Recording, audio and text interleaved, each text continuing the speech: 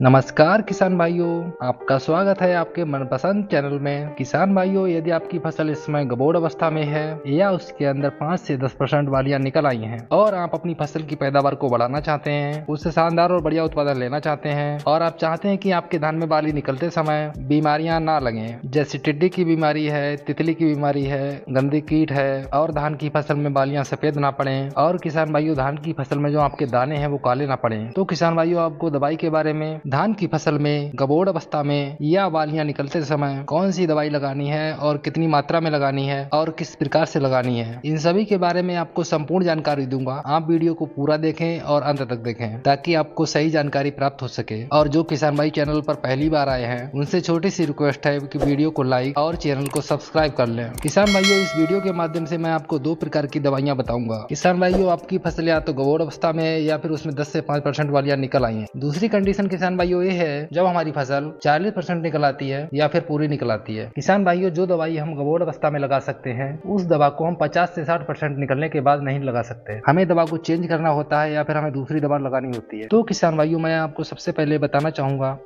धान की फसल गबोड़ अवस्था में है या उसके अंदर 5 से 6% वालियां निकल आई हैं, तो आपको मार्केट से कौन सी दवाई लानी है, कौन सी फंगीसाइड दवा लानी है। पहली दवा है थायोमेथाक्सम, जो 30% वाला हमारा आता है। इसकी हम डोज की बात करें या मात्रा की बात करें तो 100 ml प्रति एकड़ के हिसाब से लेना है किसान भाइयों। दूसरा किसान भाइयों, आपको जो इसमें ऐड करना है NPK 05234। इसकी हम डोज की बात करें तो 1 किलो प्रति एकड़ के हिसाब से आपको लगाना है किसान भाई। तीसरी दवा किसान भाई जो आपको इसमें ऐड करनी है वो है बोरोन, जो हमारा 20% वाला आता है। इसकी हम डोज की बात करें किसान भाइयों तो आपको 150 ग्राम प्रति एकड़ के हिसाब से आपको लेनी है। किसान भाइयों, यही तीनों दवा आपको मार्केट से लानी है। इनका आपको घोल तैयार करना है और घोल बनाते समय आपको एक बात का विशेष ध्यान रखना है, जो आपने NPK 5234 लिया है इसका घोल आपको बिल्कुल अलग बनाना है और आपने जो थायोमेथाक्सम और बोरोन लिया है इन दोनों का घोल आपको अलग अलग बनाना है। मान लीजिए किसान भाई आपको 1 एकड़ में स्प्रे करने के लिए आप 6 टंकी स्प्रे करते हैं, तो आपको 2 बाल्टियां लेनी है, जिसमें एक में आपको 05234 का घोल तैयार करना है और दूसरी बाल्टी में आपको थायोमेथाक्सम और बोरोन का आपको घोल तैयार करना है और बढ़िया से स्प्रे कर देनी है अपने खेत में किसान भाइयों। लेकिन किसान भाइयों, जो मौसम साफ हो तभी आपको स्प्रे करनी है और आपके खेत में पानी नहीं होना चाहिए। स्प्रे करने के बाद किसान भाइयों आपको 24 घंटे के बाद अपने खेत की सिंचाई कर देनी है। इस स्प्रे करने के बाद आप किसान भाइयों देखेंगे आपकी धान की बालियां लंबी आएंगी और जल्दी आएंगी और आपके दाने का भराव भरपूर होगा और दाना काला नहीं पड़ेगा। आपके दाने का भराव भरपूर होगा, बालियां चमकदार होंगी और आपकी फसल किसान भाइयों बहुत ही पीली होकर के पकेगी, जिसमें किसान भाइयों आपको अच्छी पैदावार के साथ साथ अच्छे रेट भी मिल जाएंगे। इस स्प्रे को आप किसान भाइयों गबोड़ अवस्था में लगा सकते हैं या फिर आपकी 5 से 6% वालियां निकल आई हो तब लगा सकते हैं और धान की फसल से आप बढ़िया उत्पादन ले सकते हैं किसान भाइयों। दूसरी कंडीशन में किसान भाइयों, जब आपकी फसल 40% या 60% या फिर 100% भी निकल आई है, तो उस अवस्था में आपको अपनी फसल में कौन सी स्प्रे करनी चाहिए। इसके लिए किसान भाइयों जो आपको मार्केट से दवा लेकर के आनी है, एक तो किसान भाइयों आपको लाना है फंगीसाइड, जो आता है एजोक्सिस्ट्रोबिन 23% SC फॉर्म में। किसान भाइयों, इसकी डोज की हम बात करें, इसकी डोज आपको लेनी है 250 ml प्रति एकड़। दूसरा किसान भाइयों आपको इसमें ऐड करना है कीटनाशक। कीटनाशक किसान भाइयों आपको लाना है लैम्डा सेलोथ्रिन, जो किसान भाइयों 5% में आता है, ये आपको लाना है। इसकी अगर हम डोज की बात करें या मात्रा की बात करें, इसको आपको 250 ml प्रति एकड़ के हिसाब से किसान भाइयों आपको लेना है। तीसरा आपको इसमें किसान भाइयों ऐड करना है बोरोन, जो हमारा 20% वाला आता है। किसान भाइयों, इसकी मात्रा की बात करें या डोज की बात करें 150 ग्राम प्रति एकड़ के हिसाब से आपको लेनी है। किसान भाइयों, ये सभी दवाइयां आपको मार्केट से लानी है, इनका आपको घोल तैयार करना है और घोल तैयार करने के बाद किसान भाइयों अपने खेत में अच्छे से छिड़काव कर दीजिए, आपको रिजल्ट इसका बहुत ही शानदार मिलेगा। उम्मीद करते हैं किसान भाइयों आपको हमारे द्वारा दी गई जानकारी अच्छी लगी होगी।